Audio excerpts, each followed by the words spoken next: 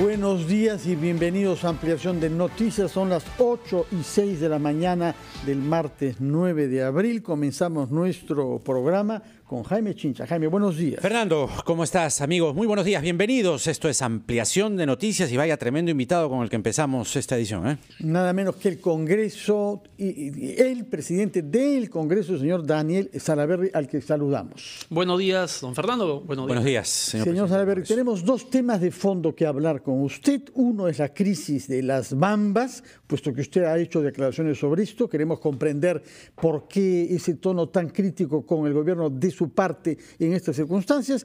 Y el otro tema es el de las reformas políticas, que nos ha dicho el primer ministro ayer aquí, que en el curso de esta semana van a traducirse en proyectos de ley que serán presentados ante el Congreso. Lamentablemente, estos dos temas de fondo, que son los temas sobre los que la opinión pública quiere progresos de nuestra institucionalidad, de momento vamos a postergarlos brevemente para abordar temas circunstanciales. Uno de ellos es una acusación que se ha formulado contra usted de parte de la señora Beteta por maltrato a una mujer en el Congreso. El otro tema es el activismo reciente que se le ha visto promoviendo proyectos de ley, uno de los cuales ha tenido el raro mérito de unificar a los principales penalistas de nuestro país contra él, aquel que permite que las investigaciones en el Parlamento puedan dar lugar a una colaboración eficaz como la justicia hace en nuestro país. Sobre la acusación de la señora Beteta, usted nos ha traído algunos documentos que probarían que las dos testigos que ella invocó no estaban presentes cuando los hechos incriminados. Explíquenos eso, por favor. Bueno, primero, yo he descartado desde el primer día que haya ocurrido un acto o alguna agresión en contra de la congresista Beteta. Jamás ocurrió. Ella en su denuncia presenta dos supuestos testigos. Bueno, da la casualidad pues que los dos testigos ese día no estuvieron en el Congreso. La congresista Aramayo, que dicho sea de paso, yo no sé qué pensará que la hayan involucrado sin su consentimiento en este tema como testigo, cuando ella pidió licencia por enfermedad y no asistió ese día al Congreso, no estuvo presente. Igual ocurrió con la congresista letona. En el momento que la señora Beteta dice que ocurrieron los hechos, la congresista letona tampoco estuvo en el Congreso. Así es que un certificado se cae por sí sola la denuncia, ¿no? Entiendo que esto lo han conseguido ustedes en su estrategia de defensa. Hay un médico que suscribe, la doctora Gabriela Landeo Bazán, que la señora congresista Aramayo Gaona María Alejandra presenta un cuadro según Código Internacional de Enfermedades CIE 10R42X, siendo evaluada se le indica tratamiento y descanso médico por 48 horas a partir de las 13 horas de hoy. Eso fue el 18 de octubre. Con esto entonces está desmintiendo. Sí, bueno, la congresista Aramayo en ningún momento ha aceptado que ella ha sido testigo. La congresista Beteta la ha presentado a ella como una falsa testigo, porque obviamente usted mismo está leyendo. O sea, la señora Beteta mintió. Por supuesto que sí, desde el primer día. Jamás ocurrieron las agresiones. Entonces es una denuncia que yo espero que se archive cuanto antes. ¿Es una mentira sí, o es una confusión mental pasajera? Mentira, porque desde el momento que la congresista Beteta dice que yo le he agredido y le he insultado, es mentira, porque eso jamás ha ocurrido. Bueno, pasemos entonces, puesto que ha sido claro sobre eso, al otro tema. Hay un conjunto de proyectos de ley que usted viene impulsando con otros congresistas que se derivan del trabajo que hizo usted antes de ser presidente del Congreso como presidente de una comisión investigadora. Y entre otras cosas quiere que los parlamentarios puedan establecer una colaboración eficaz con los investigados, y el documento dice para presentar casos más elaborados ante la Fiscalía y el Poder Judicial. No están confundiendo investigaciones sobre hechos criminales o sobre delitos que no les corresponde con casos de infracciones constitucionales. No, a ver, para ponernos en contexto, estos casi 10 proyectos que hemos presentado, de los cuales forma parte el proyecto que usted ha mencionado, son el resultado de la comisión investigadora que llevamos, que presidí para investigar Gasoducto del Sur, Línea 2, Refinería de Talara y Gasoducto. Nuestro enfoque no fue ver quiénes cometieron delitos y perseguirlos, porque no es nuestra tarea, esa es tarea del Ministerio Público. Nuestro enfoque fue ver cuáles son los vacíos normativos que permitieron que estos actos de corrupción se puedan llevar a cabo y queden impunes. Y legislar para cubrir esos espacios o esos vacíos. Entonces hemos presentado 10 proyectos de ley que tienen que ver, por ejemplo, con el tema de los laudos arbitrales, para que los árbitros también sean sujetos a denuncias por prevaricato en caso sentencien manifiestamente contra la ley, para que los ministros al momento de emitir un decreto supremo, firmar un decreto supremo, un decreto de urgencia, firmen una declaratoria jurada de intereses, en fin. Claro, pero la polémica está en justamente la colaboración eficaz. Y ahí voy. ¿No? Permítame solamente hacerle un hincapié para que usted pueda explicar a partir de la polémica, porque quienes administran justicia se han sentido sumamente afectados por este proyecto, porque lo que dicen fundamentalmente es que los legisladores no administran justicia y lo que ustedes están haciendo es interferir en la labor de quienes administran justicia. A ver, este tema de la colaboración eficaz no solamente ya está presente en los procesos penales, sino en los procesos administrativos sancionadores. Claro, desde el Ministerio Público. Entonces, pero a ver, yo quiero ponerlos en contexto. En los últimos años se han presentado 704 denuncias constitucionales. ¿Saben cuántas han resultado en sanciones o inhabilitaciones? De las 704, 10. Las otras 694 van al archivo. Muchísimas veces casos fragantes van al archivo porque no hay pruebas que le permitan a la subcomisión de acusaciones denunciar, armar un caso sólido y denunciar para sancionar, suspender o inhabilitar a altos funcionarios que están previstos de la inmunidad. Claro, pero ¿cuál es la garantía de este proyecto? Algunos dicen para justamente mejorar la colaboración eficaz, que es lo que entiendo ustedes. Por eso, algunos dicen, pero eso es labor del Ministerio Público y del Poder Judicial. Pero ¿cómo el Poder Judicial va a procesar si es que a esta persona no se le levanta la inmunidad? Acabamos de ver un caso hace 2 días que se ha ido al archivo y que el Poder Judicial no puede hacer nada porque ese funcionario tiene inmunidad. Entonces, ¿queremos romper ¿queremos romper el statu quo o no? ¿O queremos que las cosas sigan como están y que se sigan? Grosero, yo no he mencionado al señor Chávez. Pero es el que ha habido, señor Salaverry, seamos sinceros. Hay muchísimos casos. Entonces, ¿queremos romper el statu quo? ¿Queremos realmente que estas personas en los cuales recaen dudas, sospechas, indicios, sean procesados y sean investigados sin tener el impedimento de la inmunidad? Entonces démosle las herramientas. Lo que no queremos es que ustedes se atribuyan el rol de reducir las penas. No, a ver. ¿Qué es lo que el proyecto propone, señor Salaverry? No, nosotros no reducimos penas.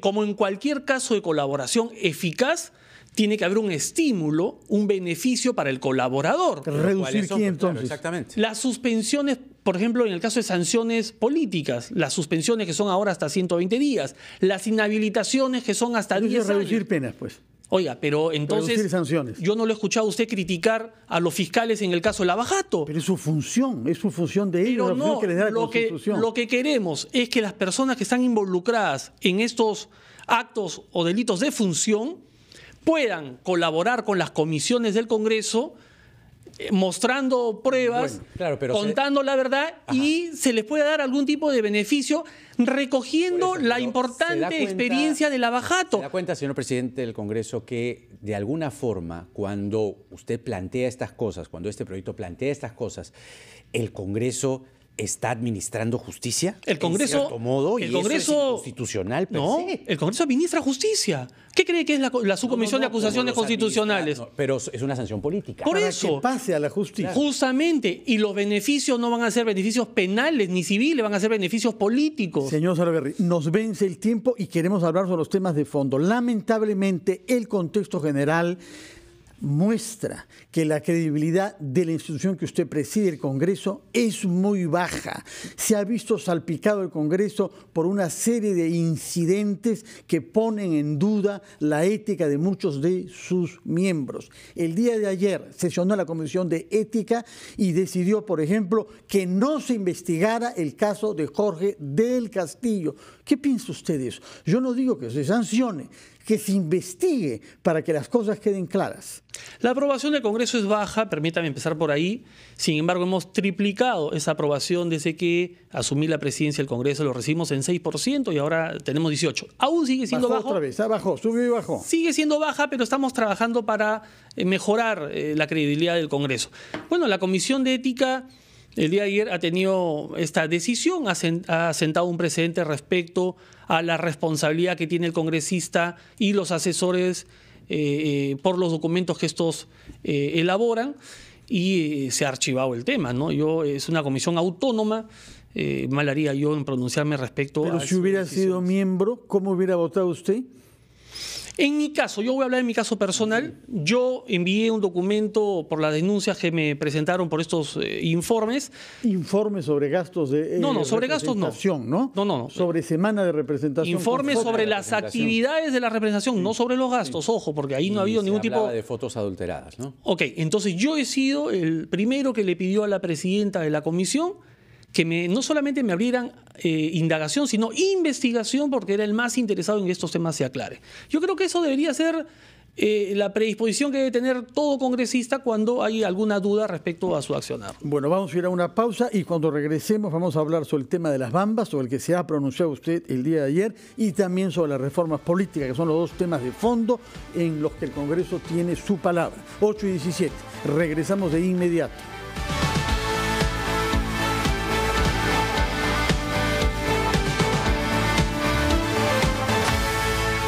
Son las 8:20, estamos entrevistando al presidente del Congreso, Daniel Salaverry, y antes de entrar al tema de las bambas, Jaime Chincha tenía una pregunta sobre aspectos ético-administrativos. Claro, no quedó claro o no se pudo explicar bien en la voz del presidente del Congreso este asunto que es bastante delicado, ¿no? Que envuelve al presidente del Congreso en una presentación de informes en los que se da cuenta de actividades que no habría realizado, presentación de fotos que no corresponderían a la época, y que usted presentó como semana de representación.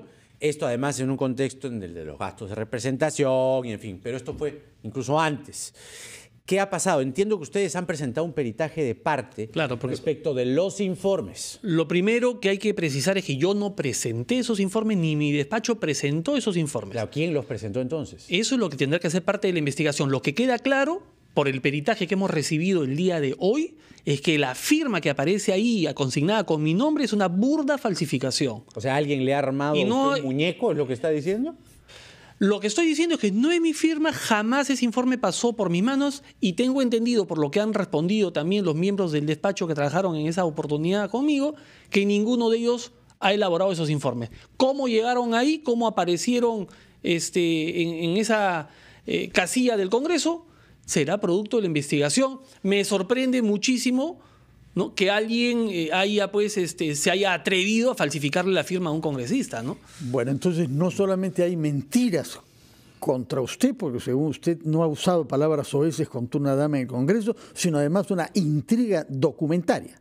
Además, en el tema de la congresista Beteta que usted menciona, si fuera así, hubiera escogido a dos personas que realmente hubieran sido testigos y no a dos congresistas que las ha involucrado sin su autorización en esta farsa. Bueno, y en el tema de los informes, vuelvo a repetir, consignan una burda falsificación y ya quedó demostrado que ninguno de los miembros del despacho ha elaborado esos informes. ¿Cómo llegaron ahí? Yo espero que se aclare y que se investigue. No solamente en el Congreso, espero que se aclare y se investigue en el Ministerio Público, porque yo no voy a parar, no me voy a quedar de brazos cruzados, no voy a permitir que se haya dañado mi imagen como se ha hecho y que esto quede impune. Ahora, hace unos días también Panorama presentó un informe de sus trabajadores del Congreso, por ejemplo, el señor Wilder Narro, el señor Luis Calderón Carvajal, que están vinculados a su empresa DSB Constructores, ¿no?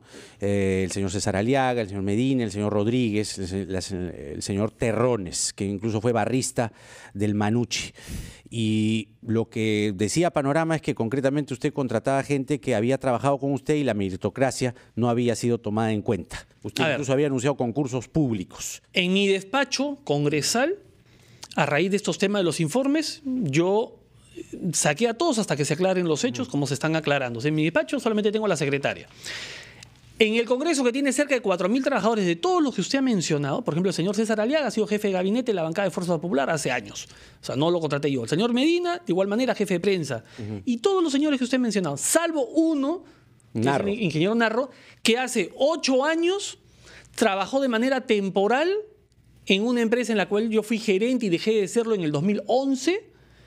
Después estuvo 5 años como gerente de defensa civil en el gobierno regional de Cajamarca. Claro, le reclaman una obra fallida en Chota, y a raíz de su experiencia, ¿no?, y de su preparación, porque es especialista en el tema de defensa civil, ha sido contratado, no en mi despacho, en el Congreso, a pedido del jefe del área correspondiente, para que se haga cargo justamente del tema de prevención. Entonces, esperemos que esto se investigue de la manera más rigurosa. 4.000 no se puede hablar de copamiento ni tarjetazo. Vayamos a los temas políticos de fondo. Por una parte, las bambas. Muchos han quedado sorprendidos que usted, que ha adoptado desde hace unos meses un tono conciliante con el gobierno para favorecer la gobernabilidad de nuestro país, de pronto, la víspera de una asamblea en Fuerabamba, usted dispare considerando que se ha negociado bajo presión, de qué otra manera se hubiera podido negociar, y que el gobierno no ha dado muestras de habilidad política. ¿Era el momento para que usted haga esas críticas? Yo sigo con el ánimo conciliador, pero no hay que confundir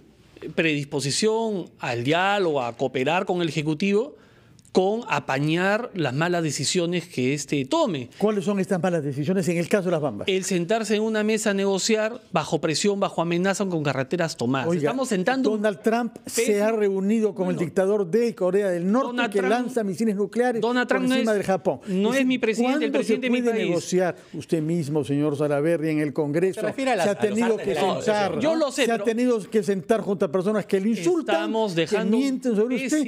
Esa es la negociación. No, estamos sentando un pésimo precedente en el país. Mañana se viene un paro agrario, he visto en las noticias. Los transportistas están que reclaman también por el tema de la gasolina. Mañana toman la Panamericana. ¿Y qué hubiera hecho usted en el caso de las bambas para impedir que aborte el más importante proyecto minero de nuestro país? Mire, yo no le voy a dar lecciones al presidente. Pero se las está dando, de hecho, sobre lo que no debe hacer. Cuando he dicho que no han actuado con inteligencia, es porque primero, para sentarte a negociar, vuelvo a repetir, no puedes hacerlo bajo amenaza, bajo chantaje, con carreteras tomadas. Segundo, tienes que identificar claramente quién representa a esa comunidad para que no hagas el papelón que han hecho hace 2 días, firmando un acta con el presidente de la comunidad Rojas y que después al día siguiente diga que lo han coaccionado para firmar el acta. Bueno, pero Rojas es el presidente de la comunidad. Pero no representa la comunidad, porque si no, la comunidad ya hubiera respaldado la firma de esa acta. No sabemos lo que va a hacer, no vaya más rápido que la música. Entonces, yo lo que veo es que quien lleva la batuta acá en las negociaciones, quien pone las condiciones, quien dice qué día se va a liberar la vía y hasta cuándo se va a liberar la vía, es la comunidad. O sea, una ausencia absoluta del principio de autoridad. Ahora, digamos, en la lectura política, lo que varios comienzan a, de alguna forma, interpretar a partir de sus declaraciones y de sus gestos, es definitivamente usted no es el mismo de hace 4 meses. Usted hace 4 meses tenía otra posición con respecto al gobierno, usted era mucho más próximo, mucho más cercano al gobierno, incluso se hablaba de una relación muy cercana. ¿Se acabó el amor? Sigo teniendo la misma posición, por ejemplo, en el tema de la reforma política. Teniendo nosotros como Congreso una iniciativa para implementar un sistema, para hacer nuestra propia reforma política, nuestro propio proyecto, lo he dejado de lado justamente para recoger la propuesta del Ejecutivo y en base a esa propuesta y a los proyectos presentados por los congresistas, impulsar cuanto antes esta reforma. La predisposición de colaborar y de cooperar con el Ejecutivo está, y lo estoy demostrando en hechos concretos con el tema de la reforma política, pero no me pueden pedir a mí que como ciudadano, como congresista y como presidente del Congreso señale en aquellas cosas que creo en las que se está equivocando. Es que antes no lo hacía, pues. Porque eso ¿me entiende? Perjudica al país. Antes no lo hacía. Deme un ejemplo. Yo siempre he sido crítico cuando he tenido que hacerlo. Apoyar al presidente Vizcarra en las reformas judiciales. Ahora, iba usted a Palacio de Gobierno, se sentaba con el presidente, salía en la foto al lado de él. Ahora también estoy diciendo lo mismo. Hay que apoyar al Ejecutivo en el tema de la reforma política y hay que sacarla cuanto antes. Es que se acabó el amor, importante para se están tomando un tiempo. No, acá no se trata de amor o de odio, de lo que se trata es ser objetivos. Lo que pasa es que mucha gente confunde una actitud de colaboración con una actitud de sumisa. Nosotros en el Congreso no somos yo no he sumisos. dicho que usted haya sido sumiso. Entonces, tener que aceptar o pasar por agua tibia los errores del Ejecutivo es ser sumiso. Nosotros siempre vamos a señalar aquellas cosas en las que creemos que se están equivocando para que las mejoren. No tenemos ningún ánimo de jalarle pues la alfombra al presidente. No, que va, cuando habla sobre papelón hecho por el gobierno, no es jalarle la alfombra. Pero usted no cree que es un elogio. Es un papelón. Conversaremos sobre el papelón que le atribuye después de una pausa. Yo no creo que haya sido eso. Son las 8:28. Después de una breve pausa retomamos nuestra entrevista con el presidente Daniel Salaverry.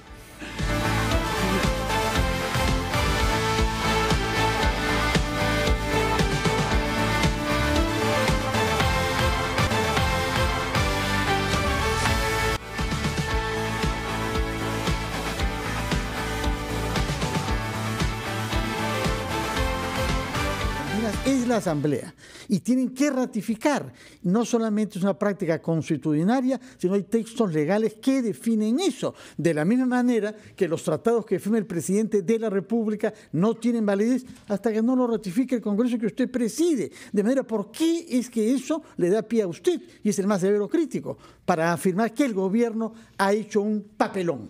No sea prejuicioso con los costeños. Soy costeño. Bueno, pero veo que está limitado en su percepción del mundo andino. No, soy costeño y conozco muy bien la realidad de mi país.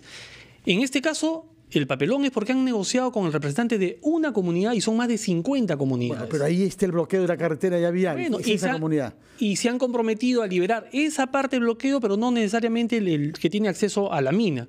Entonces, lo que ha degenerado... Ese bloqueo ha sido levantado. Justamente es mal argumento suyo. Este conflicto degenere en la situación en la que estamos es que ha sido desatendido por este gobierno desde hace muchísimo tiempo. Gobierno que cambió el minoreducto por el transporte vía terrestre de los minerales, afectando a las comunidades.